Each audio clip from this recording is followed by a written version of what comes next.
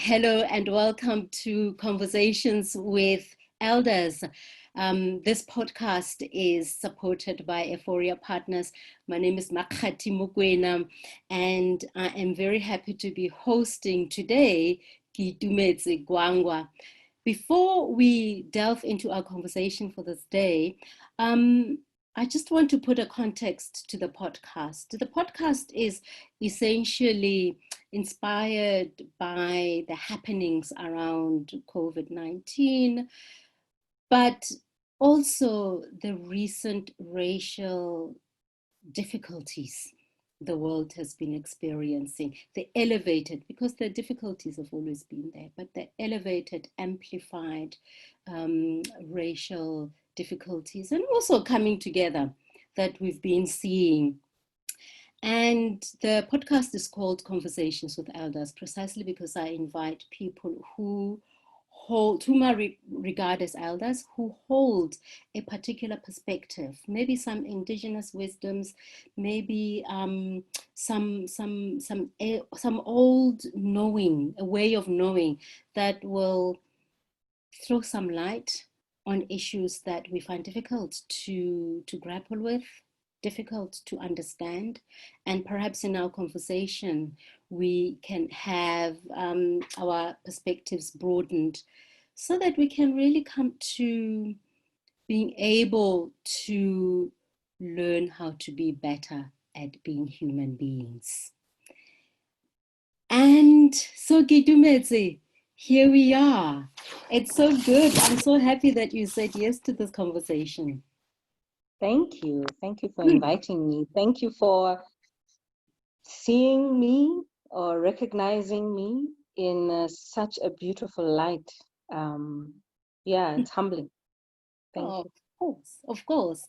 Before we start our conversation, Keitumetse, is it possible to just take a brief moment for us to just get grounded, and I will lead us in, if you feel comfortable, to just close your eyes and just take a couple of breaths deeply in and out as we invite perhaps our ancestors, emissaries, guides, whatever help is available to us to shine a light on our conversation, so that we can get to see what we cannot bear to see and understand what is difficult to grapple with, and perhaps even accept and welcome what is difficult to accept and welcome.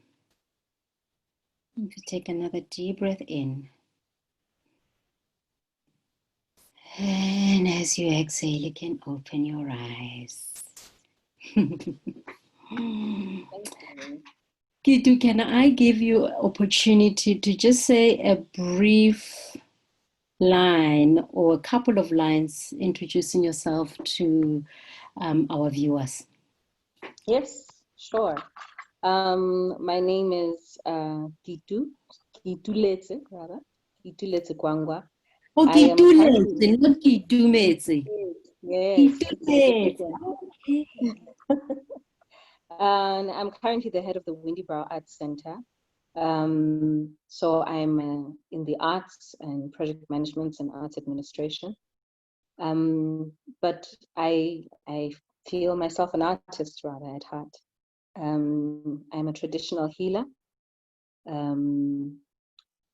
in the area of mediation and counseling. I assist people in difficult situations and find themselves again. So it's more on a mental and a personal perspective. I'm a mother of a phenomenal human being and a daughter of wonderful parents. Yeah. So fantastic, thank you. I was going through YouTube channel looking at talks offered by people who hold a traditional Africanist sort of perspective, or who hold that perspective close to heart.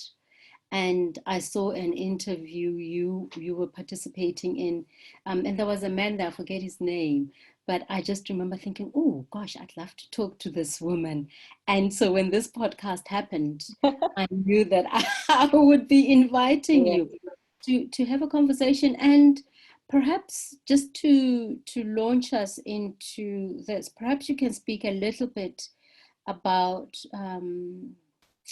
or you can speak to how can we look at what is happening right now, with COVID and with racial tensions and everything else. How can we put on that indigenous lens and gain some understanding that we don't have so far, or another perspective? Mm-hmm. Well, I have always definitely thought and felt on a deep spiritual level the energy that surrounds us, moving rapidly towards a particular point of, I don't want to say explosion, but where we culminate at some point, things from different perspectives, reaching a pivotal moment in time for us to address in a different way.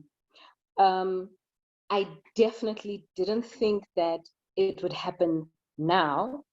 I was thinking maybe in another 10 or 20 years, that things were going to boil up to that point. But what makes me understand at the same time is, you sometimes find elders say, the children, this generation are cleverer than the children, or they mature earlier, or you understand what I'm saying? So I took it from that point of view that obviously it happened earlier because things are happening far more faster.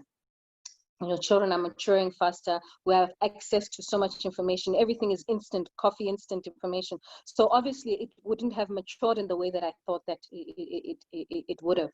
But I always felt that there was always going to be this energy that just comes up to a point where we would definitely had to address certain issues, or would be confronted with humanity as it exists now.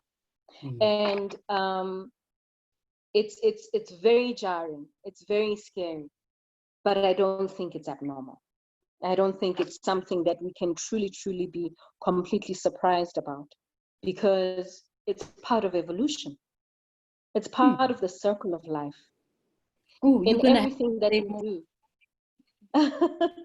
Everything that we do, I think there's a full circle. We've come full circle, and there comes a point where there's a shift, and we're moving from one age to the next.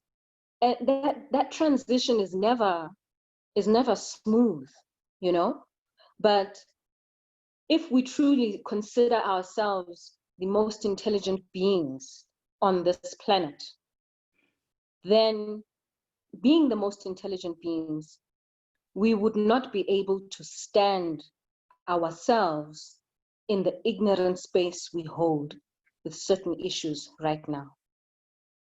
So I don't look at it necessarily as an individual. I look at it as humanity as a whole. There's certain issues that we're looking, there are laws and policies changing. We get to a point where we're like, how could we be so ignorant as to hold on to this very debilitating idea or very age-old perspective on life? Like how we're looking at all these certain issues. At some point, we were people that there was female genital mutilation. There's some areas where there's still up, but most of places it has been stopped. There was child marriage. Some activists are standing up. The activist stands up, but in many places that have been stopped. There's certain issues that we looked at and we're like, no, we have to stop that. We have to stop that, And so it gets to a point where this racism is a thing we are all tired of. We are all tired of. And anybody that still holds racist perspectives or is a bigot in certain areas, that must stop. You cannot deem yourself intelligent and hold on to such perspectives in life. So a huge movement has to happen. And I feel we've just come full circle. The first huge movement, or I can't say the first, but one of the huge movements that we've gone through as humanity was the abolishment of slavery, that spread across the entire world, then the human rights movement, the civil rights movement, rather, in the States, and also sparked the independence of many African countries, and then this is another time. I'm sure there have been many in between, but at some point, the world keeps coming full circle and saying we have to shift. I say it's the growth spurt, it's like it's a like growth human growth spurt. Yeah. So as excruciating as it is, some of the biggest, most valuable lessons in any just a normal human being's life are the best ones. So there are many ways to look at it. I love how you spoke about that we deem ourselves the most intelligent of beings, of sentient beings, and yet we hold so much ignorance. And in fact, we establish laws and structures based on our own ignorance, and how it is, it creates sort of a friction. How can we have this intelligence, but also this ignorance? And I think it almost, to me, it says that it's a head intelligence. Even so, maybe it's a head intelligence, but not a heart intelligence, or not a soul intelligence. And so this is how we can tolerate. So this is how we can tolerate betraying ourselves, because even though we know it in our heads, we continue to perpetuate these ways of being that just don't make sense. Or maybe that makes sense to a few people. Yeah. When I see some different perspectives, I often say in argument, and a lot of people actually argue with me about this. It's fine, I don't care. But I say sometimes technology fools us into believing that we are out of the Middle Ages, in some areas of thought. Because some things that are happening around the world, literally, I feel like we might as well be using the bucket system in how we think. Right. And So when you referred to the collective human race and our own ignorance, and I think that what definitely the coronavirus and COVID, what they have done is to say, this isn't just about the abolition of slavery, which focuses the attention on Black people, or even the civil rights movement, which again focuses its attention on Black people. But this is saying, you know what? It's all of us. It's us, the collective human race, that is going to be impacted by this, precisely so that we can start paying attention to what on earth are we doing. Absolutely. But the truth is, this pandemic has brought to the fore, the inequalities that, exist in this world. Would these riots have escalated to the extent that they have now, were it not for COVID-19? That's what I want to know. If we didn't have this pandemic, would we be having riots at this present moment right now? Is the one the catalyst to the other? Is it, it's not that before the pandemic there weren't any injustices, especially racial injustice. It's not that it doesn't exist, it has been happening. But is it because of the pandemic that people have felt that, what, this cannot go on any longer, or what? That's the questions that I have, because I know that there's been a buildup, there's been some outbursts, But for this movement to go as far as Japan had a protest of about 3,500 people came up to the protest. That is, that is truly, truly amazing. And this has been around the world. I'm not just, pointing out Japan exclusively, but I know that that's a big deal in that area because, on what we've heard communicated is that, Asians don't pay no mind to Black Lives Matter. There's always been this, conflict. This level of consciousness across the world. A lot of people have said, oh, these millennials, they've really brought us something interesting. They're very unapologetic. They cannot stand hypocrisy for nobody. And they're really pushing the level of consciousness, to a new frontier. And it's not to say that anybody else that came before didn't have, because it is that foundation that gave birth to this, that fed and nurtured and gave the environment for a millennial to feel so free to make the kinds of demands on the new earth that that they do. Sure. I don't know. Sure.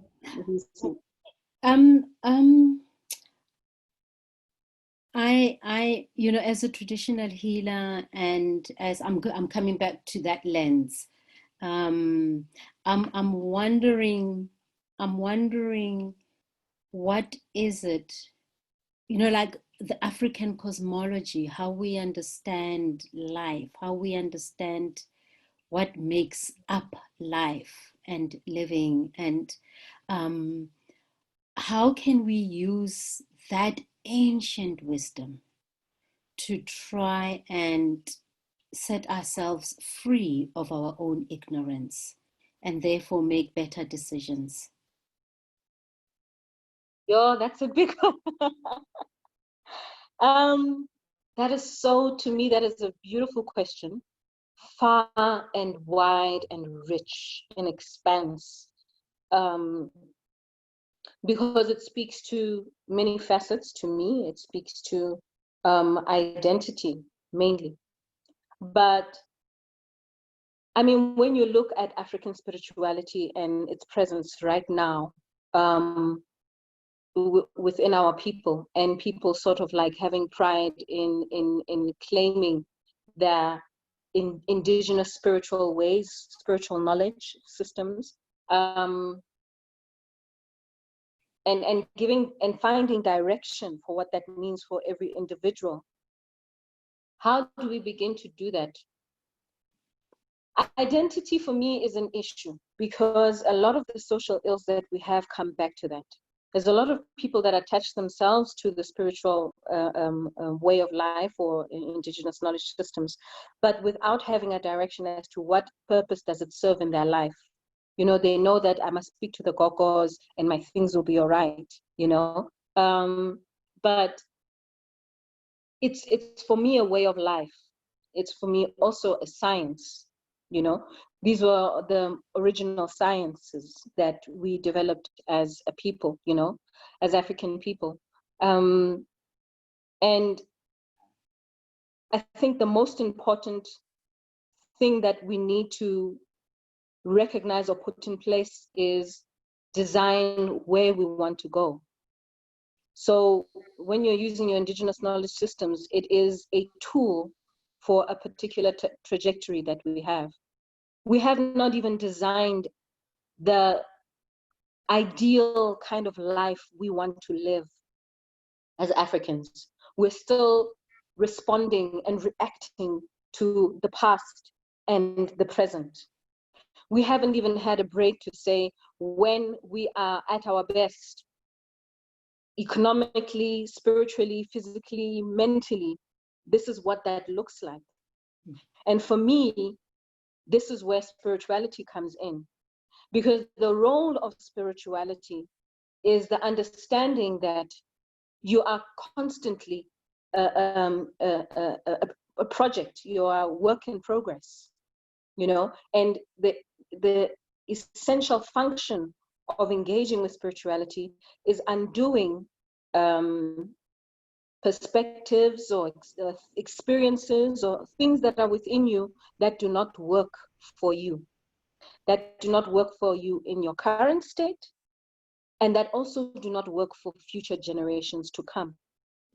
And these experiences and perspectives and patterns are things that you've inherited. And that's why we go to the back to be able to go to the front. But how do we know what we prioritize to undo when we don't know what kind of a future we want to live in?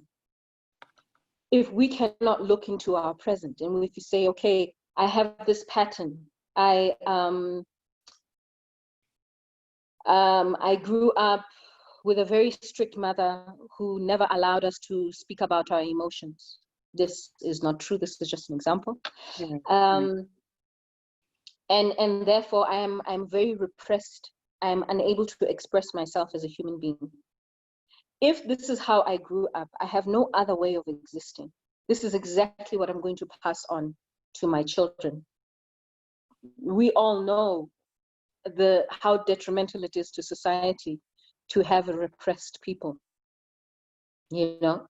So if we say, for us to have a healthy village, to have a healthy people, and village is not only in the rural setting, you can have an urban village. That's another conversation for another time. But if we want to have a healthy society, we must make sure we have people that are able to communicate, you know, well about their emotions, express themselves well, that understand the importance of, you know, just being healthy all around spiritually. But we need to design what that person is. We need to say, this is what we need to work towards. So in your past, if you have issues, if you have traumas that your great granduncles went through, all of this has imprinted on your DNA. You know, these are experiences that are, one, imprinted on your DNA, and two, that you grow up with in the way that you've been raised by your parents, you know, and how they've been raised. And this is not a blame game. A lot of people would not have learned from anywhere else how to parent, you know, where would they have learned it from? Because we're in the middle of, you know, just survival mode. You know, Africans have been in survival mode for almost 400 years. So what does a free African mind look like? And how do we work towards that? It means undoing a lot of the things and recognizing first that we do hold traumas, not only from personal experiences of the past, your own personal experiences, but generally what our race has gone through, you know, is a traumatic experience. So there's a certain element of extreme healing we need to go through. And I feel we would rather have a spiritual revolution at the moment and say, we have been repressed as a people, oppression has imprinted on us. All of this, you know, has impacted in how we see ourselves. We have, we operate from a space of lack, then from a space of abundance, you know, and all of this implicates the kind of decisions that we make for ourselves and for our children. We don't think from a mind that seeks to build wealth beyond this very generation. You know, we get everything and we spend it now. Everything is instant. So undoing this is where spirituality comes in. And that's undoing it from an individualistic perspective, and then also understanding how societally we've been affected and how we each are responsible for contributing to the kind of mind we want to create, the kind of human we want to create going forward, you know.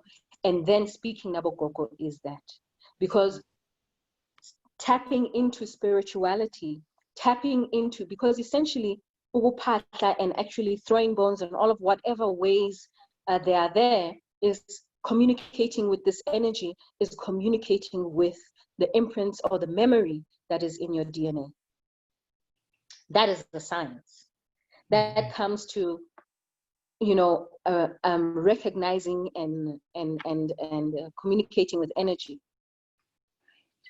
and being able to be told, to know, ugogo actually had lost a child, at war. She was fighting and she got a miscarriage, and this wound is so deep that it imprinted on the DNA. This pain just keeps going on and on. A lot of people think that that's madness, but there's some truth to all of that. And I think this is the tool that assists us. And that for me is part of identity, only one part of it. So I've only spoken to the one Sure. of how I see things. It's absolutely profound, and the whole of me is just dancing with excitement, like I'm in a classroom and I want to go home. And I'm getting how that spirituality is about the removal of all the blocks Yes, that hide us from our essence, that hide us from our true selves. And whether at an individual level or at a collective level, or both, both at an individual as well as a collective, because the messages that we have introjected are the very messages that keep us at surface. And so we get to experience, we get to experience life only from one perspective. And that perspective just keeps repeating itself as a pattern. And so we look back and we look back at Black lives, and all we see, most of what we see being repeated is deficiency and is lack, and is not an expansion into the fullness of who we really are. And I appreciate when you said that actually even the whole process of speaking to Abogogo, our ancestors, is a way of tapping into the self. Actually, it's about is the healing that we do, because we're the ones that carry the pain, that carry the stuff that hasn't been metabolized. And so when we do that work, when we speak to them, we are doing the work, but we heal the past, we release them, but also we create a different future. We create a space for a different future. Absolutely.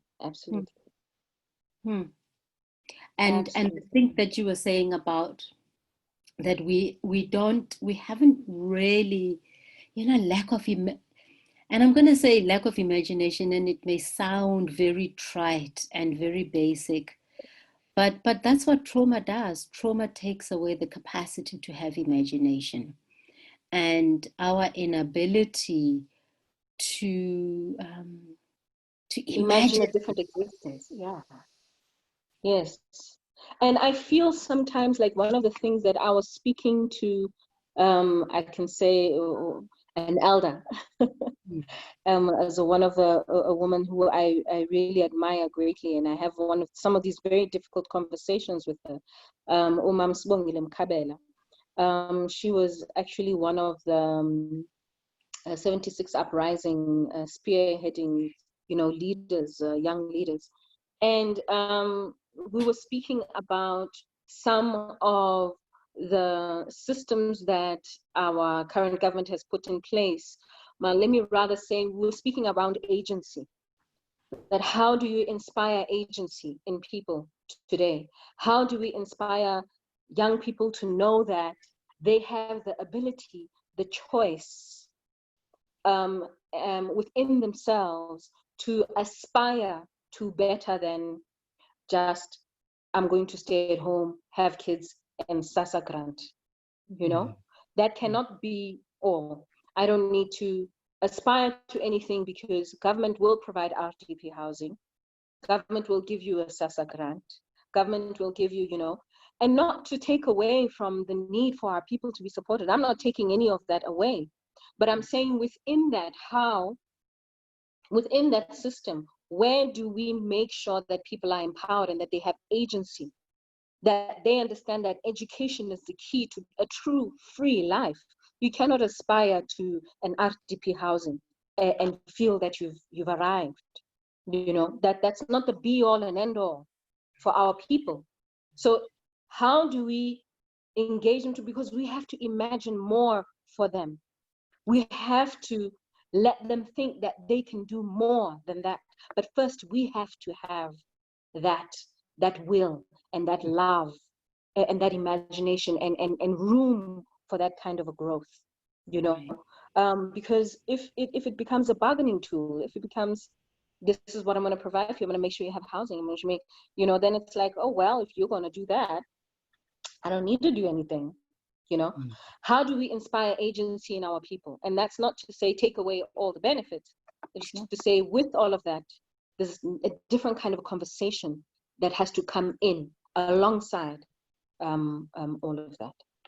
What's been provided. Right. I mean, when I think about, you know, you spoke earlier on about slavery, and I know that we have to finish, but I'm just going to quickly say this.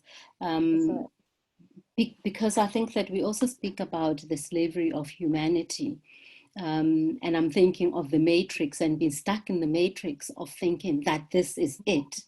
And this is true for all of us, for all races, whether we are the beneficiaries of racism or whether we're the beneficiaries of privilege, that there is some kind of lack of agency in that enslavement.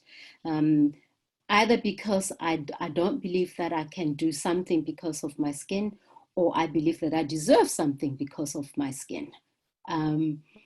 Yes, absolutely. Both are equally disempowered places. Absolutely. Would you like to reflect? And that will be our last point, I think. Well, I definitely think, you know, obviously that takes me back immediately. I mean, as an artist, you know, emancipate yourself from mental slavery. That's a Bob Marley song. That's a line in a Redemption song.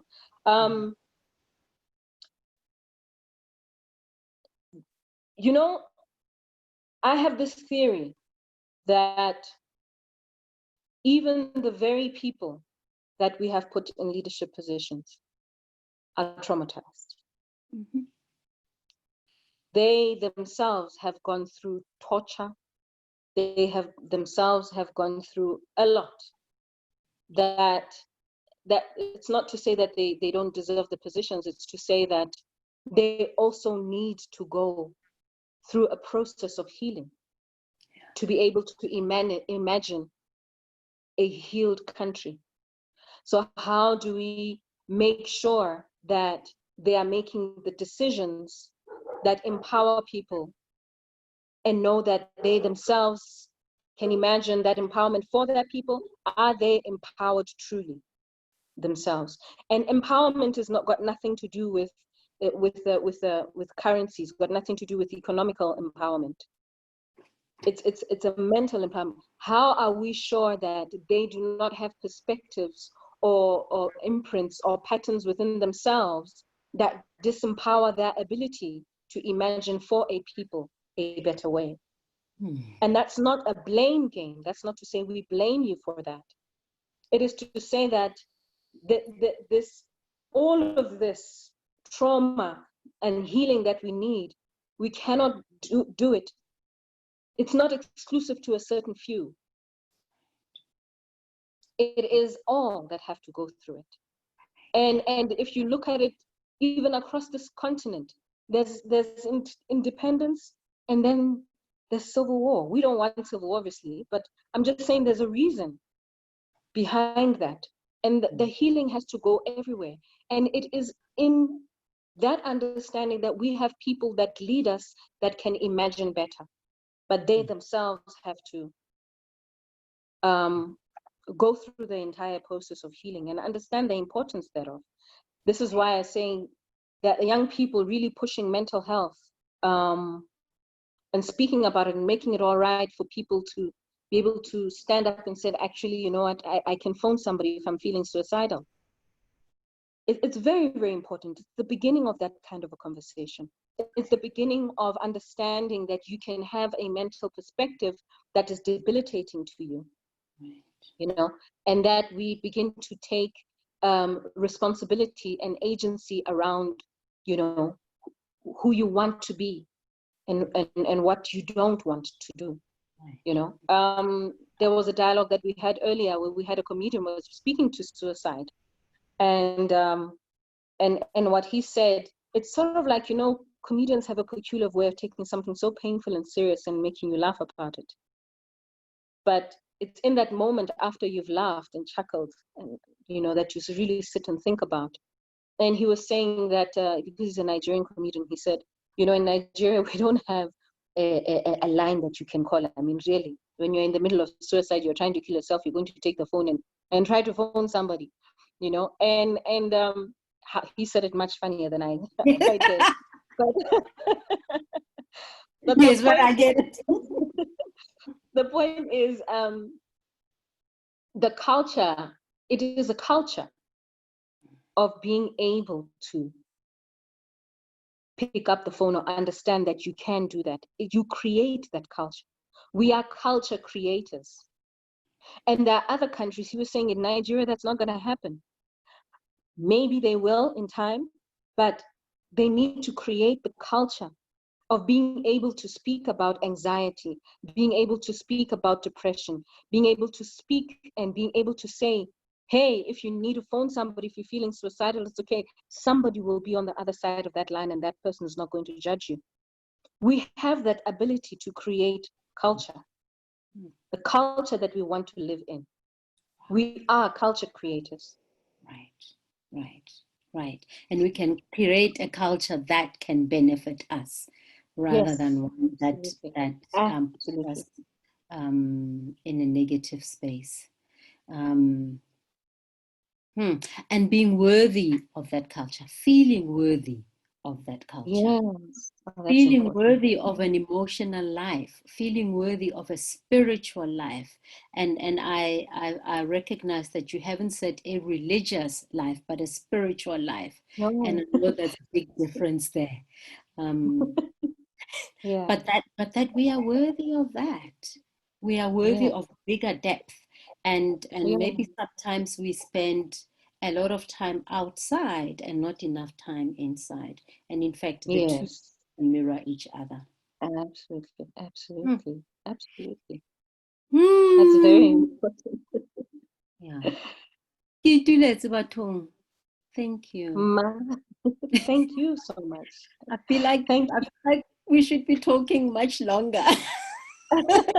There's so much. Well, yeah, it's because like I said, when you said, I said that question is so big, and it's so big because this is only one of the processes that I feel begin to assist us, and we hold on to so many things that don't help us, and I always say, I think I wrote a poem once where I was saying that we're just bags of meat held together by thorns. But people fear that if you remove those thorns, you're going to fall apart, So there's a lot of things. Those thorns are things that don't help us, perspectives that don't help us. They are pricking us all the time, and yet we think that they hold us together. Yeah. We have to finish there. Yes. And so let me thank you very much for this time and for, there's a lot that's been activated in me and a lot of thinking I will be doing as a result of this conversation. And I'm deeply grateful. Very deeply. Thank you. Hey, but